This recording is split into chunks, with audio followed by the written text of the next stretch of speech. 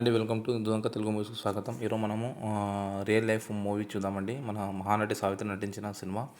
ఈ సినిమా చూసిన వాళ్ళు ఖచ్చితంగా ఏడవని వాళ్ళు ఎవరు ఉండారండి, ఖచ్చితంగా చూపెట్టండి. ఎందుకంటే మనం లైఫ్లో ఏ విధంగా ఉండాలి, మనం ఆర్థికంగా కానీ మరియు మనం ఎదుగుదల కానీ మన ఎదుగుదల కానీ, అంటే మన డెవలప్మెంట్, మన గ్రోత్ కానీ, మన డబ్బు విషయంలో కానీ, మన భర్త విషయంలో కానీ, ప్రతి ఒక్కరి విషయంలో కూడా మనం ఎంత జాగ్రత్తగా ఉండాలి, మనం ఎంత ఎదిగినా కూడా మనం ఎవరికి నమ్మాలి, ఎవరికి నమ్మొద్దు అనే ప్రతి విషయంలో కూడా ఈ సినిమా నీ జీవితం సినిమా అండి.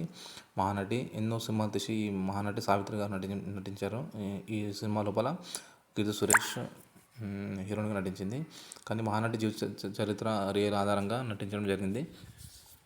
మహానటి ఇంచుమించు 300 సినిమాలు పైగా నటించి 5 భాషల్లో 300 సినిమాల పైన నటించి ఒక గవర్నమెంట్ హాస్పిటల్ లోపల ఒక షుగర్ వ్యాధితోని ఎవరు పట్టించుకోకుండా చనిపోవడం జరిగిందండి.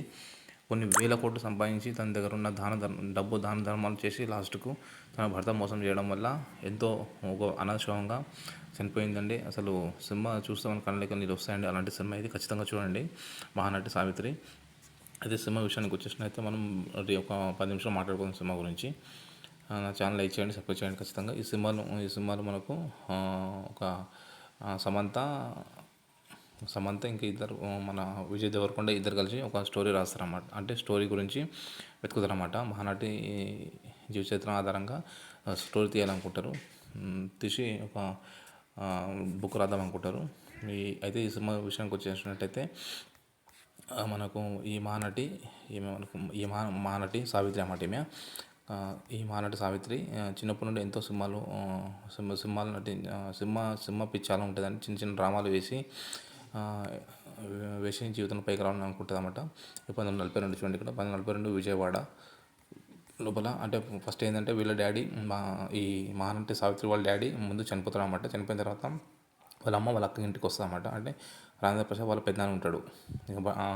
రాజేంద్ర ప్రసాద్ తిడతాడు అన్నమాట. అప్పుడు ఏంది నువ్వే పెద్ద భారం, అంటే మీ అక్క మీ కూతురు ఉంచుకోవాలంటే సరే రిక్వెస్ట్ వల్ల మొత్తం ఇంకా ఉంచుకుంటారు అన్నమాట. సో ఈ రాజేంద్ర ప్రసాద్ మొత్తము ముందుండి నడిపిస్తాడు. ఇతని మెయిన్ సావిత్రి అనే గొప్ప పేరు రావడానికి కారణం ఇతనే అవుతాడు.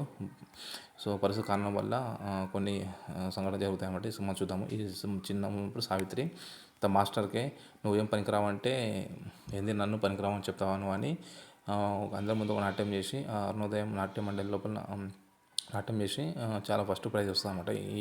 నీ గురువు ఎవరమ్మా అంటే శేషాచార్యులు అని చెప్తారన్నమాట. తిట్టిన గురువు కూడా ఇప్పుడు పొగుడుతుంది అన్నమాట. అంత మంచి క్యారెక్టర్ ఉన్న అమ్మాయి సావిత్రి. చిన్న చిన్న క్యారెక్టర్ చేసి ఒక సినిమా ఆఫర్ వస్తుంది. ఉన్న పరంగా మనం మద్రాసు వెళ్తారన్నమాట. అప్పుడు మనకు 1942 లోపల ఇంకా మనకు తెలుగు ఇండస్ట్రీ అక్కడే ఉండేది కదండి. సో వీళ్ళ డాడీ అంటే రాజేంద్ర ప్రసాద్ వీళ్ళ పెద్దనాన్న అన్నమాట. మద్దతు తీసుకొని పోతే అక్కడ మన జమినీ గణేషన్ ఒక అంత ఈజీ నాటకాల్లో సినిమా ఛాన్స్ రావన్నమాట మీకు. అప్పుడు అక్కడ ఎన్టీ రామారావు, అక్కినేని నాగేశ్వరరావు సినిమా షూటింగ్ జరుగుతూ ఉంటుంది. చూస్తూ ఉంటారు అన్నమాట. అక్కడ ఈ జమినీ గణేష్ అనే వ్యక్తి పరిచయం అవుతాడు. ఈ జమినీ గణేష్ పెద్ద హీరో అన్నమాట. మనకు కేరళ తమిళ హీరో ఇతను. గొప్ప ఇంచుమించు ఒక 500 సినిమాలు తీసిన గొప్ప హీరో. ఇతనికి ఆల్రెడీ 2 పెళ్ళిళ్ళు అవుతాయి అన్నమాట. సో ఈ జమినీ గణేష్ వల్లనే సినిమా ఫీల్డ్లోకి వస్తుంది అన్నమాట. సావిత్రి మొత్తానికి ఇద్దరు మ్యారేజ్ అంటే ఈ జమినీ గణేష్ వల్ల జమినీ గణేష్ సినిమాకి వస్తుంది. చిన్న చిన్న ఆఫర్లు వస్తాయి. మొత్తానికైతే అప్పుడు అక్కినేని నాగేశ్వరరావుతో మరియు ఎన్టీఆర్ తోటి సినిమాలు తీయడం జరుగుతుంది మా సావిత్రి. ఈ జమినీ గణేషన్ ఈమెకు భాష రాదన్నమాట. భాష రాకపోతే జమినీ గణేషన్ తోటి ఒక సినిమా ఉంటుంది. జమినీ గణేషన్ తోటి ఇంచుమించు 40 సినిమాలు, అక్కినేని నాగేశ్వరరావుతో ఒక 20 సినిమాలు, ఎన్టీఆర్ తోటి ఒక 20 సినిమాలు నటించింది మన సావిత్రి. కానీ జమినీ గణేషన్తో ఎక్కువ ప్రేమతో ఉన్నదన్నమాట. తెలియకుండానే మా ప్రేమలో పడిపోతుంది అన్నమాట ఈ మన మహానటి సావిత్రి గారు. భాష రాకపోతే భాషల్లో జీవించాలి అంటే ఒక హాస్పిటల్ దొరికిపోయిన తర్వాత భాష ఆటోమేటిక్ వస్తుందని మొత్తానికైతే ఇద్దరు బాగా ప్రేమించుకుంటారు. పెళ్ళైన సంగతి చెప్తారు అన్నమాట. బట్ నా మనసులో నువ్వే ఉన్నావు ఏదో మాయమాటలు చెప్పి మొత్తానికైతే పెళ్లి చేసుకుంటాడు. ఈ మహానటి సావిత్రి అక్కడ తప్పు అడుగు వేస్తుంది అన్నమాట. అంటే పెళ్లి చేసుకుని తప్పేం కాదు, కానీ ఇతని క్యారెక్టర్ సరిగ్గా తెలియదు అన్నమాట. మొత్తానికి ఇతరులు మ్యారేజ్ చేసుకుంటే తర్వాత తండ్రికి తెలుస్తుంది, తండ్రి ఏంది మోసం చేస్తామని. అంటే నేను వెళ్ళిపోతానంటే ఇంట్లో నుంచి వెళ్ళిపోయిన తర్వాత జమిని గణేషన్ ఇంటికి వస్తామన్నమాట. జమిని గణేషన్ కూడా పెద్ద హీరో అన్నమాట. కాకపోతే సావిత్రి జమిని గణేషన్ తోటి ఎక్కువ సినిమాలు తీయడం వల్ల ప్రేమను పడిపోతుంది. సో ఏదైనా చెప్పాల్సిన విషయం చెప్పినావు కదా, సైలెంట్ ఉండు అని జమిని గణేషన్ అంటాడు. సో ఇద్దరు నాటకాలు సినిమాల రంగంలో చాలా అత్యున్నత స్థాయికి ఎదుగుతారన్నమాట. చాలా సినిమాలు తీస్తారు. మొత్తం మహానటి 300 సినిమాలు తీస్తే జమిని గణేషన్ ఒక 500 సినిమాలు నటిస్తారు. డబ్బులు, కీర్తి, ప్రతిష్టలు మొత్తం సంపాదిస్తారన్నమాట. ఎన్టీఆర్తో సినిమాలు తీస్తారు. ఎన్టీఆర్ అక్కిన నాగేశ్వరరావు కూడా టైం ఇవ్వకుండే అలాంటి పెద్ద హీరోని, పెద్ద స్టార్కి ఎదిగిన మహానటి సావిత్రి. వాళ్ళకు కూడా టైం దొరకకుండా అన్నమాట. చిన్నారి పాపలు అనే సినిమా తీస్తుంది. ఈమె ఒక స్వయాన్ని డైరెక్షన్ చేద్దాం అనుకుంటుంది. చిన్న పాపలు సినిమా భర్త వద్దంటే కూడా తీస్తుంది అన్నమాట. అనవసరంగా ఎందుకు నిర్మాణ చేసే ప్రాబ్లం అవుతుంది అంటే ఇక్కడ ఈమె జీవితం మారిపోతూ ఉంటుంది. ఈమె సినిమాలో అయిన తర్వాత సినిమాకి వెళ్తుంది. భర్త రాడమాట. భర్త ఏం చేస్తాడు, వేరే అమ్మాయితో సెక్సువల్గా బిహేవ్ చేస్తారన్నమాట. ఈ విషయము మొత్తంకి అయితే ఈమె తెలుసుకొని అక్కడ ఈయన ఉన్న ప్లేస్కి వస్తుంది అన్నమాట. అప్పుడు చిన్ని అమ్మని ఇంత బేగా క్యారెక్టర్ అనేది, నువ్వు రెండు పెళ్ళైనా సరే నేను పెళ్లి చేసుకున్నాను, ఇట్లా చేస్తావా అని చాలా సీరియస్ అవుతుంది అన్నమాట. అప్పటి నుంచి మొత్తం తాగుడుకు బానిస అవుతుంది. నువ్వు వేస్ట్ కానివి, నువ్వు నన్ను మోసం చేసినావు అని చాలా మొత్తం మందుకు డ్రింక్ అలవాటు అయిపోతుంది మొత్తము. ఈమెకు అసలు అంటే డబ్బును ఏ విధంగా కాపాడుకోవాలి, ఆరోగ్యాన్ని ఏ విధంగా కాపాడుకోవాలని ఏం చూసుకోదన్నమాట. కాకపోతే జమిని గణేషన్ మీద కోపంతో ఇంకా ఎక్కువ తాగుతుంది. అరే ఎంతో ప్రేమించిన ముగ్గురు పిల్లలు ఉండగా వేరే అమ్మాయితో సంబంధం పెట్టుకున్నాడని చాలా కోపం ఫీల్ అవుతుంది అనమాట. సో ఇతని దగ్గర ఉన్న అసిస్టెంట్ కూడా ఈమెకు మోసం చేస్తారు. ప్రతి ఒక్క లైఫ్ ఇన్కమ్ ట్యాక్స్ రైడ్ ఈమెకు సరిగా ఏం తెలియదు అనమాట. డబ్బు సంపాదించడమే తెలుసు.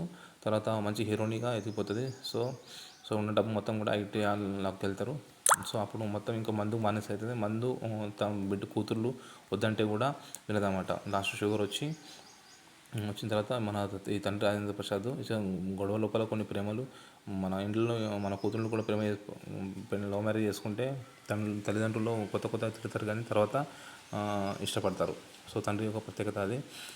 మహానటి సావిత్రి ఎంత గొప్ప మనసు అంటే ఇతని దగ్గర ఉన్న అసిస్టెంట్ ఒక చెక్ మీద ఒక ఎన్నో కోట్లు చెక్ రాసి మోసం చేస్తారు. ఆయన ఎదురుపడ్డా కూడా ఏమన్నాడు అన్నమాట. అప్పుడు సోహన్ బాబు ఎస్వి రంగారావు మోహన్ బాబుగా నటించాడు. చూడమ్మా, ఈ ప్రపంచంలో ఈ కాలంలో చాలా జాగ్రత్తగా ఉండాలి. అన్నం పెట్టిన మన చేతులకి మనం చేతుకున్న వేళ్ళను లాక్కునే కాలం ఇది. అంటే కూడా సరే లాక్కునే వాళ్ళని హ్యాపీగా ఉంటారు కదా, మన పోతే పోనని అంత మంచి మనసు. ఒకసారి మేము డ్రైవర్ పెళ్ళి అయితే ఎనిమిది పైసలు లేకపోతే మీ దగ్గర ఉన్న చీర అమ్మి ఇస్తారన్నమాట. చీర అమ్మి పైసలు ఇస్తుంది ఆమె. ఇది ఏంది మే 10 1980 లోపల కొన్ని సినిమాలు తీస్తుంది. ఆ సినిమా కూడా సరిగా ఆడక ఇంకా ఇన్కమ్ ట్యాక్స్ వాళ్ళు ఇంకా ఫోన్ చేస్తారన్నమాట. ఇంకా పెనాల్టీ కట్టాలన్నమాట. ఏంది మొత్తం తీసుకెళ్ళారు, ఏం కట్టాలంటే అప్పుడు ఇంకా మందు డాక్టర్స్ వద్దంటే మళ్ళీ మందు తాగుతుంది పాపము. సో పిచ్చి ఎక్కుతుంది ఆమెకు, ఏం చేయాలని అర్థం కాక. చూడండి, దాదాపు 18 నెలల కోమాలో ఉన్న తర్వాత సావిత్రి గారు డిసెంబర్ 26, 1981లో స్వర్గస్థులయ్యారు. ఆవిడ 5 భాషల్లో 300 పైగా సినిమాల్లో నటించారు.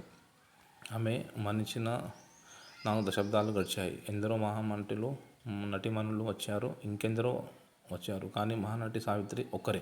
ఎందుకంటే ఈమె ఎంత ధనవాలంటే ఈమె దగ్గర ఉన్న డబ్బు, ధనం, ఐశ్వర్యం అన్నీ కూడా ఎంతో దానం చేసింది. లాస్ట్కు భర్త విషయంలో మాత్రము జర పొరపాటు చేసింది అన్నమాట. సో ఏ అమ్మాయి అయినా సరే భర్త విషయంలో కానీ డబ్బు విషయంలో కానీ ఈ సినిమా చూసి చాలా నేర్చుకోవాలండి. సో ఖచ్చితంగా చూడండి. సినిమా లైఫ్ ఏ విధంగా ఉంటుంది ఏం లేదు.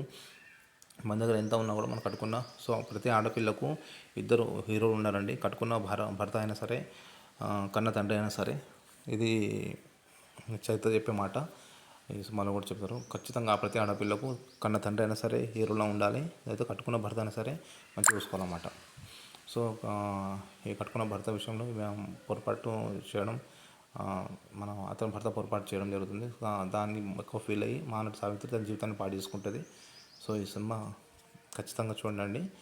యూట్యూబ్లో దొరుకుతుంది మనకు. Thank you very much.